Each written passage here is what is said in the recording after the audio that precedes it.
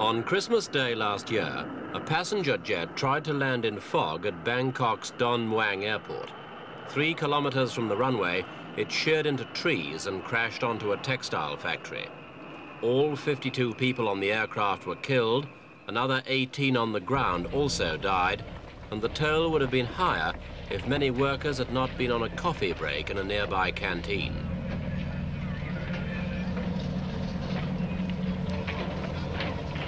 Behind the personal tragedy, the cold statistics are that 40% of fatal accidents in large passenger jets occur on takeoff or landing, and half of those accidents take place in poor visibility. Experts are still trying to find out why this crash happened. According to one report, the control tower had warned the pilot of the fog and told him the runway would be invisible from the air. Airport officials say the pilot claimed he could see it, but it's impossible to draw any conclusions until the official inquiry has reported.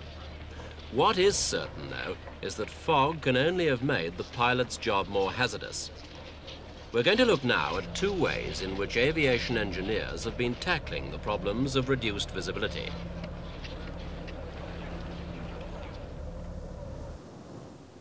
It's not just the danger aspect that makes fog such a major headache for the world's airlines. This is a fairly typical example of the kind of weather London's Heathrow Airport can expect to see several times during the winter months. When the fog's as bad as this, it doesn't matter whether an aircraft is bound for Germany or Jamaica, it usually stays firmly on the tarmac. On this particular occasion, a couple of years ago, the fog lasted solidly for several days. Hundreds of flights had to be cancelled and incoming flights diverted to other airports. For the thousands of passengers who were stranded, it meant ruined holidays and missed appointments. Flight schedules were totally disrupted and hotel accommodation had to be laid on. One way and another, the fog cost everyone a lot of time and money.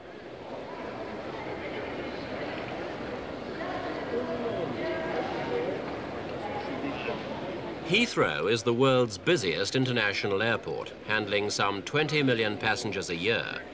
It suffers bad weather for at least 5% of the time, so Britain has always had a strong incentive to overcome such difficulties. And in fact, throughout this fog, Britain's state airline did operate its regular schedules with its fleet of Triton jets equipped with automatic landing systems.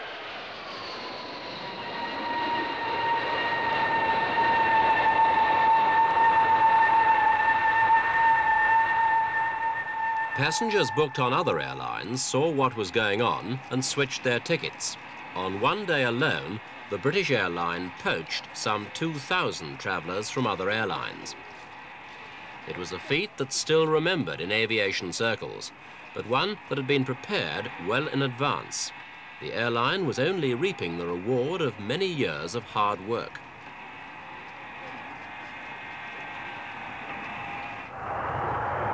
A lot of the early work had been done by the Royal Air Force. The Blind Landing Experimental Unit operated from a small airfield near Bedford. And by 1958, they'd already proved that automatic landing was possible using a radio altimeter. In essence, this system involved sending out a radio beam from a transmitter at the end of the runway. Once locked onto this beam, the plane's angle of descent is controlled automatically. This hands-off flying is just a touch of bravado done for the cameraman, but there was a genuine delight in the way the system was working, especially since other research was showing that manual landing wasn't safe when runway visibility was below 400 meters, by no means uncommon in Britain.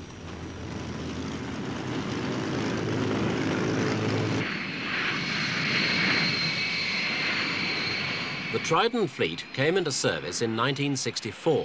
But it was 8 years before landing passengers in fog began on a regular basis. The pilots, though, did countless hours of testing. Auto land approach under runway 28 left. Over. Papa Victor, careful auto land approach, runway 28 left. Over. Roger from Papa Victor. I'll call you established on the beam. Over.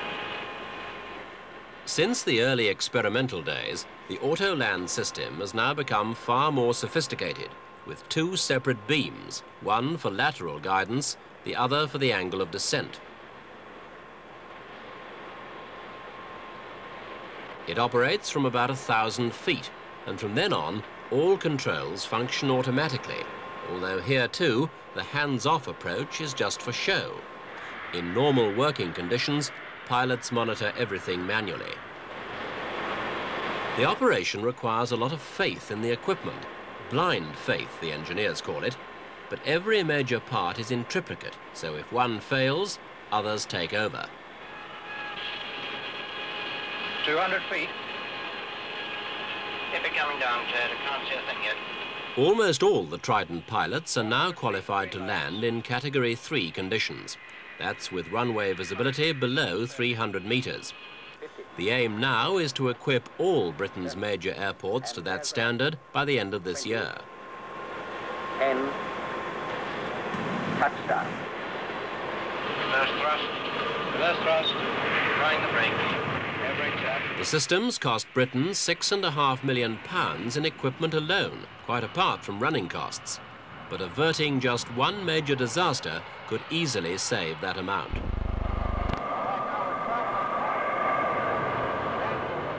Britain's not been the only nation in this field. American companies, such as Boeing, have had considerable success in their versions of automatic systems. Like the British, the Americans had most difficulty with the double and triple control systems. But the snags have slowly been ironed out, as the early semi-mechanical controls have given way to computerized, wholly electronic units. Manufacturers on both sides of the Atlantic can now offer Category 3B capability. That's with a runway visibility of under 50 meters.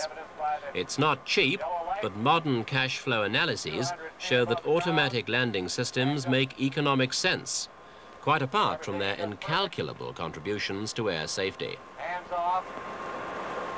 100 feet above the ground. Now these lights should both go green. There they're green. The flare is commencing. Throttles automatically retracting. There's touchdown. Automatically lowers the nose.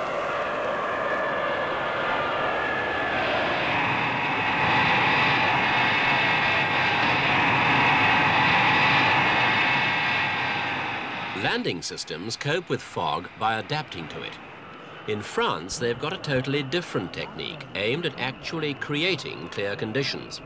It's in operation at Paris's two major airports at Orly and Roissy, where it's helped to keep air traffic moving even when conditions aren't ideal.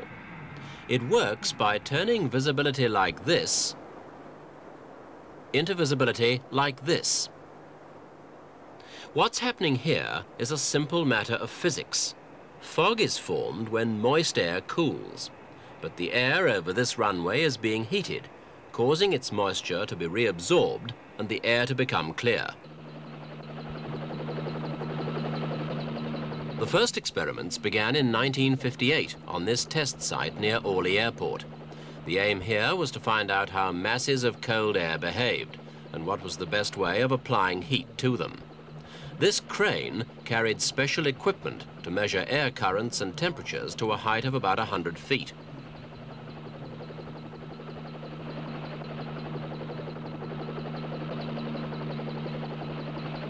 With the aid of this giant fog sniffer, scientists were able to analyze the different densities of fog.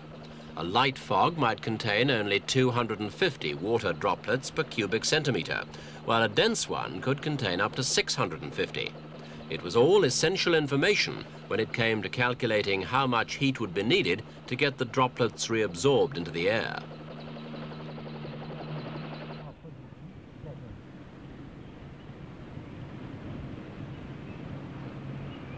The heat source was an old turbojet engine, which had to be buried below ground level for safety reasons. Its high-velocity exhaust was channeled out through metal grills like this, which were remote controlled to allow the angle of discharge to be altered at will. The direction of discharge was controlled by flanking the grills with metal fins and putting the whole unit on a revolving base.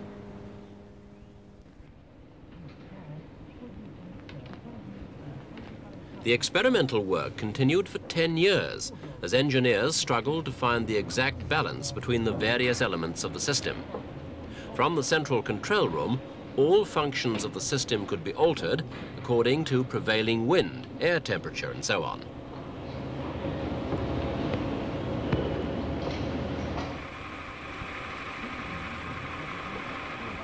In scientific terms, the system is described as thermokinetic. In practice, that simply means that the air from the engine has not only got to be hot, it's also got to be moving fast enough to spread itself over the whole area to be cleared. If it were not moving fast enough, it would be subject to uncontrolled thermal lift. In other words, it would simply drift upwards.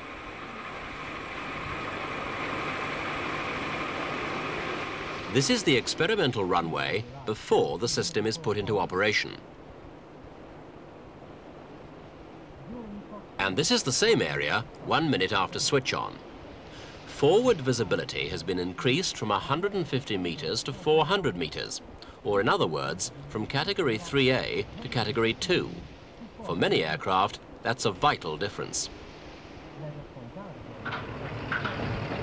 These early results were encouraging enough for the French government to give the go-ahead for a semi-operational unit to be built at Orly itself. Work began in the summer of 1970.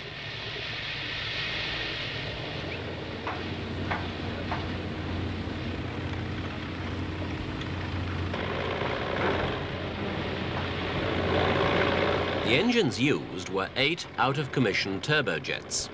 Each one generated an awesome blast of exhaust gas, which left the unit at 500 degrees centigrade and went scorching out of the grills at 500 meters a second.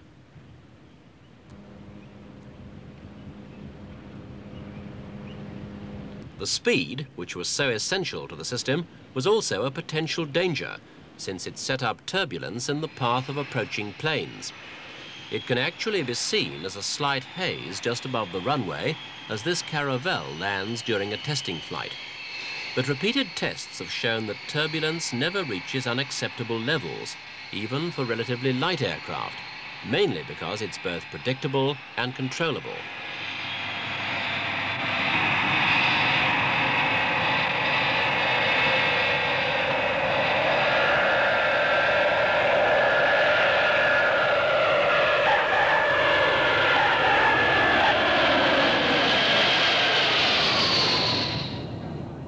Testing in foggy weather revealed that runway lights were a vital part of the system. This landing, filmed from a helicopter, is before switch on.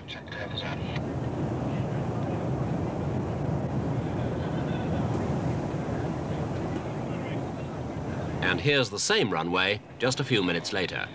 Visibility is almost normal, while outside the zone, it's down to 150 meters.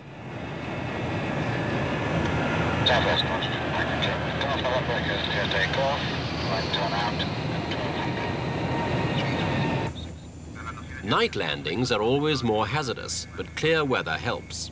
This is what every pilot would like to see when he's landing at night, and on the occasions when he doesn't, he needs extra help. Some of that comes from his automatic landing equipment. The rest, say the French engineers, comes from fog dispersal on the ground. This is the helicopter again, 100 feet above the runway, with visibility down to 120 meters. The dispersal system is switched off.